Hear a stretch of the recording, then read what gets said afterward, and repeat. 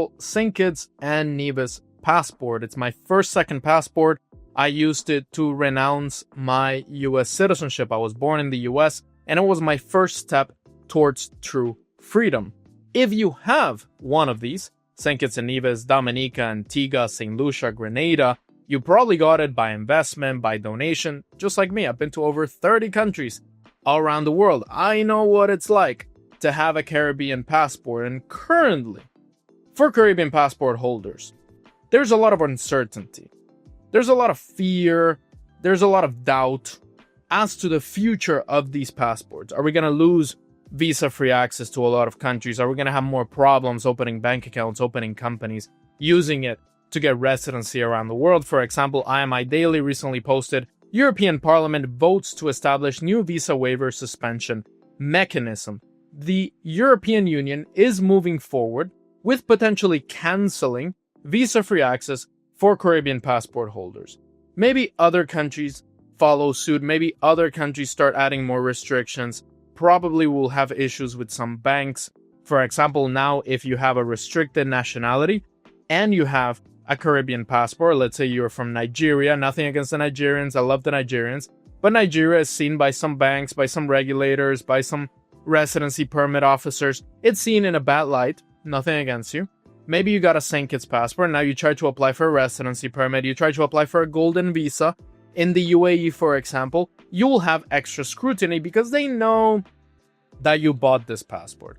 And they know that there's been a lot of controversy in St. Kitts specifically with illegal discounting, which I think is a terrible idea. Never get a St. Kitts passport, never get any of these passports with illegal discounting, with fake real estate schemes. Always do either donation or a true real estate investment. Regulators already know about these issues. The European Union, as hypercritical as they are, letting all these people in on boats and letting all these people overstay their visas and getting citizenship in many cases, they don't want us as investors to come in visa-free. And in the article, actually, I contributed to this article, I drew distinctions between Vanuatu, who lost visa-free access to the Schengen area, although a lot of people are still getting Vanuatu because it provides a perfect plan B. A lot of European Union citizens that can travel anywhere they want, they don't care about this visa-free access, they're still going to get passports like Vanuatu. They're still going to get Caribbean passports, even if we lose access to the Schengen area. But I drew distinctions between these two programs, between Caribbean programs and between Vanuatu, because Vanuatu was severely compromised. No due diligence done on many applications. People with Interpol red notices were getting these passports. I mean, people with crazy criminal cases were getting these citizenships versus Caribbean. I've met with Caribbean officials and I've done the process myself. The due diligence is tough and it's getting tougher. They're planning to add a residency requirement. Now, that residency requirement might actually not be for each person. So let's say you're a family of 4 and it's a 30-day residency requirement over the next 5 years. It actually might be 30 days for the whole family. So if you're 4 people, realistically, you will need to stay 8 days, right? 8 times 4, 32. And then you comply with the 30-day requirement and you just stay 8 days in St. Kitts and done deal. You can go for a cruise, for example, and then stay another week in St. Kitts or in Antigua or in any of these countries, and boom, you're done with your 30-day requirement. But the European Union is potentially going to push the Caribbean more and more. Increase your due diligence. Add a 90-day requirement. Add that you have a permanent home for at least 5 years. So they're going to make you donate plus have an extra real estate in the country. So it might affect the program in the future. If not, we're just going to lose that Schengen access. I don't see it being in the near term or in the short term. Let's say in the next 6 months, we're going to lose that access. Probably not. But realistically, there's about a 50% chance, let's say in the next 5 to 10 years, that we lose the Schengen area.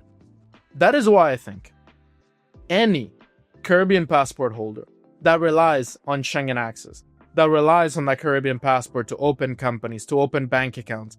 I also draw a comparison to Russians that got Turkish passports by investment, and now they try to open a bank account. They try to get a golden visa. They try to invest in a country with that Turkish passport, and they're like, you're born in Russia, you're a Russian citizen, you got this by investment. We're not so sure about that. We know what's happening in Turkey. We know what's happening in the Caribbean. Obviously, Russians can get Caribbean passports right now. But it will eventually get to this point where they see a Caribbean passport and like, you bought that. not so sure about it. So I think as a Caribbean passport holder, if you rely on that citizenship, get another citizenship just in case. Or at least get a golden visa. I, for example, mentioned in the article that there could be an unpredictable escalation. Brussels might keep raising the bar until they say, look, we require 90 days physical presence. We require a permanent home for 5 years. And if that ever becomes the case, then obviously we would lose that Schengen access. Therefore, a golden visa in Europe is extremely important. Portugal golden visa, although it takes a long time to get approved. Greece, Hungary, Latvia, Italy. There are so many options to invest in Europe if you really rely on that EU access, that not having it, and then also you have the ETIAS and you have the tracking. For example, now American citizens, because American citizens, I used to be American, there's a treaty between America and Poland, America and Denmark, where you can stay an extra 90 days. They were relying on that. They were going in and out. 90 days, 1 day out, 90 days, 1 day out. And now that no longer is the case because of the new ETIAS system and the entry and exit system in the European Union. And now they're scrambling to get a residency permit. If you rely on that Schengen access, get a golden visa. That's the best possible way of retaining that access in the future. Get multi-permanent residency, for example. Or get another citizenship. For example, you can get citizenship by merit, citizenship by exception, direct approval from the top levels of government if you contribute to a country. If you want to know all of these programs, obviously book a call with us. We're going to talk to you one-on-one, just like I'm talking to you right now, one-on-one here, a very honest talk to tell you, look, these are the programs that exist, this is how much they require you to invest, and this is how you could potentially get it. You can also get a golden visa, as I mentioned, to secure that access to Europe. Or you could go for a program like, for example, Panama. If you're thinking longer term, let's say in the next 5 years, I would like to have another passport that gives me access to Schengen, another passport that gives me another country to live in. Potentially, Panama could be a great option. You invest $300,000. In 5 years, you get your Panamanian citizenship. You only need to visit a couple of days per year and no problems there. And in 5 years, you got your Panamanian citizenship. You have a pretty stable country. You have a good country for a World War III, for example. You have a good country for taxes as well. A lot of people are getting Paraguay permanent residency for that exact same reason. Good country for taxes, good country for foreign source income, good country that is developing in the right direction. I would say Paraguay is a lot harder to get citizenship, but I do expect some sort of golden visa, some sort of residency by investment that leads to citizenship in the future, because Paraguay is just getting over flooded with these 2-year residencies. They will eventually launch some sort of serious investor. Let's say you invest $300,000, like in the case of Panama. I see a lot of people investing $300,000 into Paraguay. It's very realistic. Invest $300,000 into Paraguay. In 3 years, you get your citizenship. Very realistic. Just like Panama is doing now.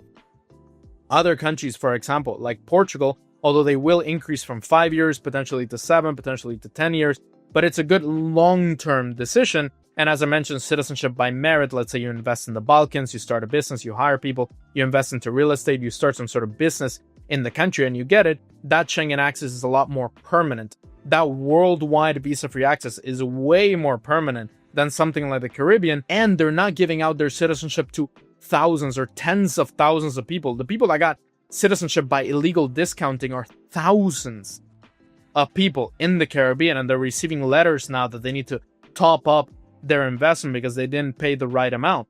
They're getting thousands of applications through, whereas with citizenship by merit and citizenship by exception, you're getting a couple a month.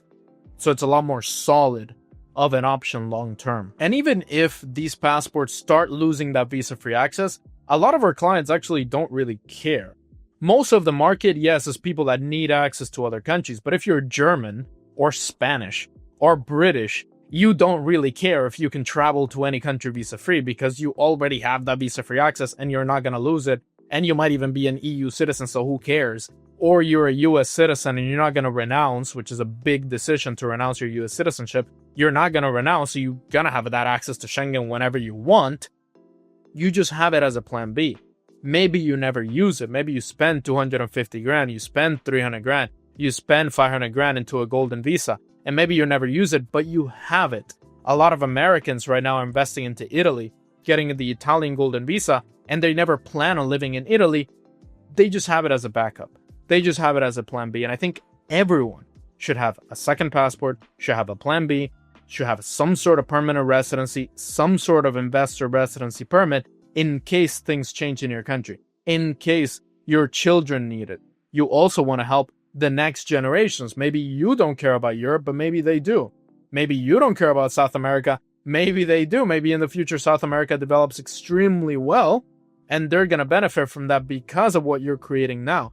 Maybe the foundation, maybe the trust that you're creating is going to pass on that wealth tax-free to them in 20, 30 years, and they're going to benefit from that. So you also want to think extremely long-term, what's going to happen in the future, and also geopolitically. For example, if you're in the European Union and you're fearing escalation, more war, you can have something outside of Europe or outside of the European Union to protect yourself as well. My goal is for every millionaire around the world to have a second passport. And if you want to see the best countries where you can get second citizenship, you want to check out this video right here. There's more than 20 around the world that offer some sort of citizenship by investment, by donation.